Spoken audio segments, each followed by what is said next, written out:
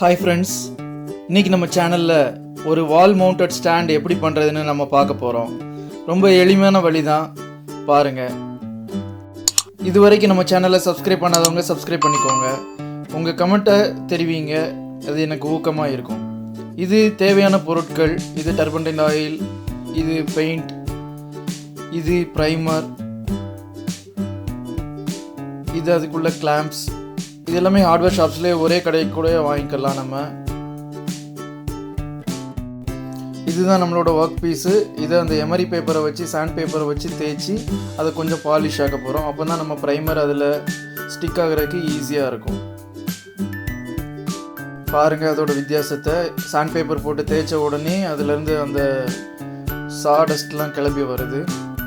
இது ப்ரைமர், அது கொஞ்சம் ஹார்டாக தான் இருக்குது. அதை நல்லா லூசன் பண்ணிவிட்டு அதை அப்ளை பண்ணிக்கலாம். எப்பவும் அந்த கிரெயின்ஸோட பேட்டர்னுக்கு ஏற்ற மாதிரி நம்ம அப்ளை பண்ணுறது நல்லது.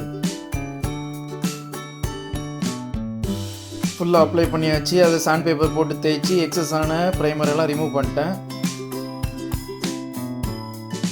இந்த ப்ரைமர் அப்ளை பண்ண ப்ரஷ்ஷை நான் தண்ணிக்குள்ளே போட்டு வச்சுருக்கேன். இது ஒரு சயின்டிஃபிக் மெத்தடு தான். ஏன்னா தண்ணிக்குள்ளே போடுறதுனால ப்ரைமர் ஒன்றும் கரையாது, ஆனால் காற்று படாமல் இருக்கிறனால ப்ரைமர் ட்ரை ஆகி ப்ரஷ் வேஸ்ட் ஆகாமல் பாதுகாத்துது. இது ஒரு சிம்பிள் ட்ரிக்கு. இப்போ ப்ரைமர் ட்ரை ஆகிடுச்சு. அதை நான் ப்ரஷ்ஷை நல்லா க்ளீன் பண்ணிவிட்டு திருப்பி பெயிண்ட் அப்ளை பண்ண போகிறேன்.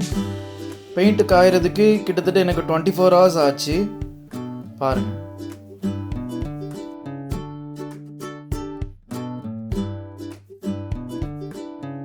பெயிண்ட் அப்ளை பண்ணுறதுக்கு முன்னாடி நம்ம அதை நல்லா மிக்ஸ் பண்ணிக்கிறது ரொம்ப முக்கியம். பெயிண்ட் அப்ளை பண்ணும்போதும் அப்படி தான், எந்த ஒரு ஒர்க் பீஸோட கிரெயின்ஸ் அந்த பேட்டர்னுக்கு ஏற்ற மாதிரி நம்ம அப்ளை பண்ணணும். குறுக்கு மறுக்க அப்ளை பண்ணக்கூடாது. அதை முக்கியமாக ஞாபகம் வச்சுக்கணும். அப்போ தான் நீட்டாக இருக்கும்.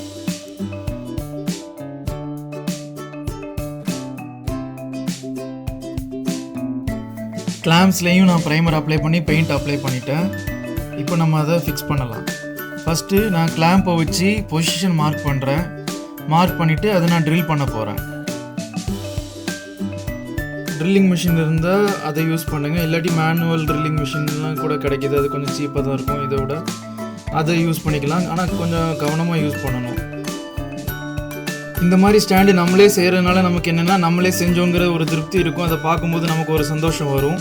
அது போக நான் இந்த திங்ஸ் வாங்குறதுக்கான காஸ்ட்டு எனக்கு ஒரு 150 தான் வந்துச்சு. இந்த போர்டு நான் ஏற்கனவே ஒரு ஷெல்ஃப் செஞ்சுருந்தேன். அதில் உள்ள மீதி உள்ள போர்டு தான் அந்த முக்கியமான ஒர்க் பீஸை சொல்கிறேன். அதனால் நமக்கு இது எப்போவுமே காஸ்ட் எஃபெக்டிவாக தான் இருக்கும்.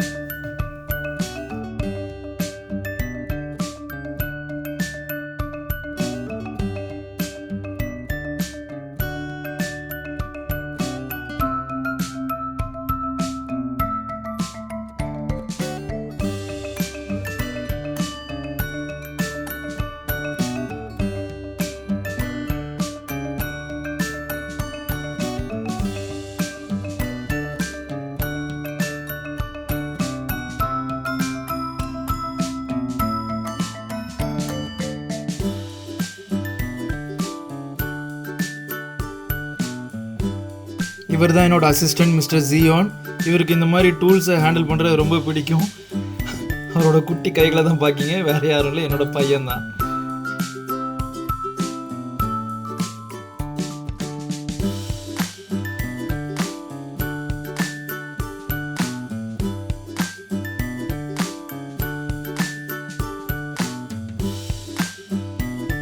நம்ம ஃபைனல் ஸ்டேஜை வந்தாச்சு. வால் மவுண்டட் ஸ்டாண்டை ஸ்பிரிட் லெவல் வச்சு பொசிஷன் மார்க் பண்ணிகிட்டு இருக்கிறேன்.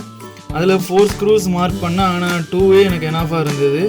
அதுலேயே ஸ்டாண்டு நல்லா இதாகிடுச்சு. ஏன்னா வெயிட்டான பொருள் எதுவும் நான் வைக்க போகிறது இல்லை. ட்ரில் மிஷின் வச்சு நான் ஹோல்ஸ் போட்டுட்டேன்.